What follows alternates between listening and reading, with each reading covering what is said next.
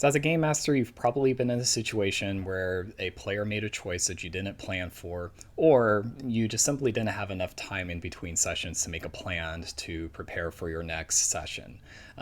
Inevitably, that's going to happen. Real life situations get in the way sometimes, makes it a little difficult to try to plan things accordingly. And sometimes you also can't prepare for every little thing that the players are going to be able to do.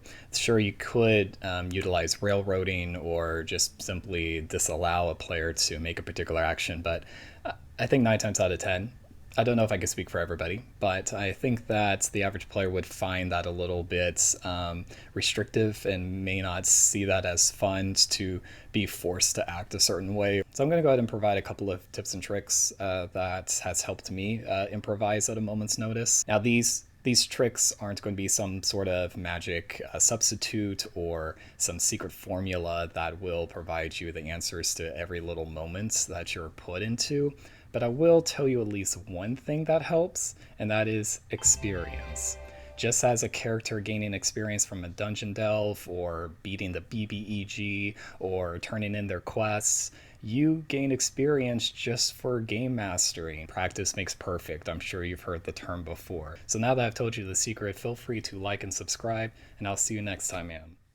But on a serious note, we're going to go ahead and go over a couple of items that I think will maybe help. One thing that helps as a game master is taking notes along the way during session, as well as taking notes after sessions to give yourself a bit of a recap of, hey, this is what took place. It also helps to avoid any consistency issues so that you don't unintentionally say something or make an action that occurs in your world that suddenly contradicts what information was already shared. Probably the most common example of this is when a new NPC is introduced and a player finds that NPC really interesting, even though all you really had prepared is that this is NPC number one that's just running a shop and that's about it. Sometimes, the players end up getting really interested in that NPC that's running that shop, and so you might have prepared like maybe a name, but past that you didn't give them a backstory or anything like that, and so you just made up stuff along the way. So what I would do is after that session's over is just take note of a couple of key things that you decided that character did or liked or disliked or whatever information was revealed,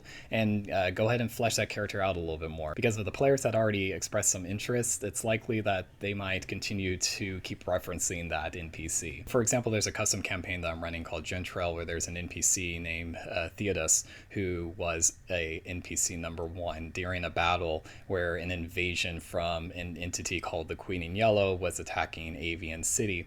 The players were successful in defeating the Queen in Yellow and her minions and eventually saved Avian City. However, Avian City did take quite a bit of losses, and one of the losses were capable soldiers. There was one particular NPC soldier that throughout the battle was very successful in dodging a majority, if not all, of the attacks that were thrown his way. Theodos started as NPC number one who didn't have any background at all to being somebody who got really lucky that the player characters ended up seeing as like, this is like a really successful guy, or this is a really talented person, when in all reality he was just, hey, I'm just got lucky. Another tip I would suggest is don't be afraid to change something that you have initiated as fact on paper but has not been presented out yet to the players. In other words, if you establish as a game master creating your campaign that a player has this sort of background, or an item supposed to act in this way, or a location has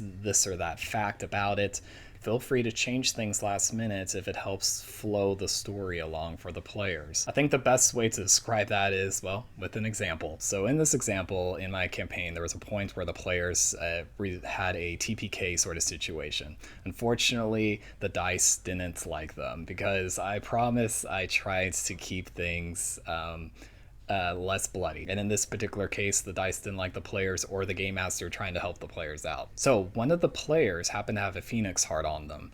The phoenix heart, what was described in the lore of things in my campaign, is that when you reunite a phoenix heart with their ashes, they would rise as a new phoenix. And that I did have planned at some point that one of the players would have a phoenix with them, and because of the lore of my campaign, would automatically make them king or queen of Avian City.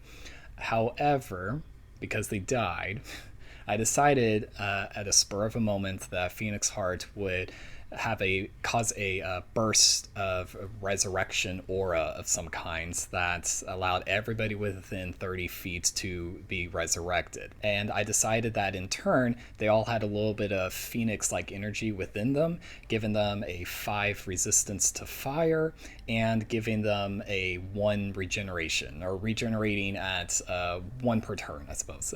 I don't think I worded that correctly, but I think you got the point. The last bit of advice I would give is don't be afraid to stop or pause the game if you need some time to think about what needs to happen in the last minute moment's notice. Sometimes inevitably there are going to be sometimes, especially when you are first game mastering, that you might come across a situation where a player made a choice that you didn't prepare for at all. And not only that, but you're really not sure where that choice should lead or what the consequences or the benefits are of that choice. So sometimes you could take that as an opportunity to maybe take 5 to allow everyone to relieve themselves and get a snack and whatnot.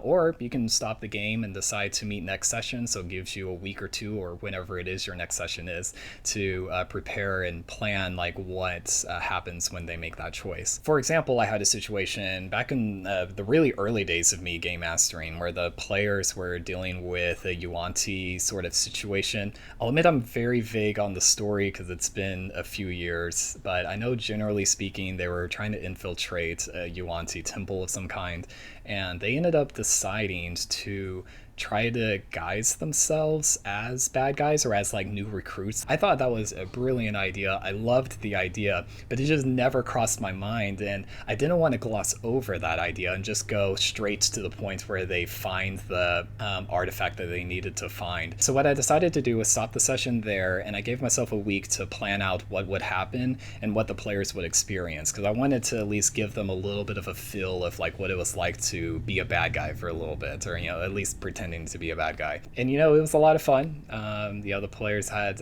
quite a unique experience, as well as I. And I think if anything, sometimes when you have those moments where the players sort of like push the story in a direction you didn't expect, it ends up making a much more better story than what you had in your mind when you initially planned out a particular objective. I hope all of this helps give you at least maybe a little bit of a boost of confidence, maybe to go ahead and game master and not be afraid to just kind of like wing it when it sometimes is necessary. So keep taking notes as a game master as changes are made. Feel free to pause the game if you need to, and overall, have fun. So I hope you enjoy, hope this helped a little bit, and good luck on your adventures in story crafting.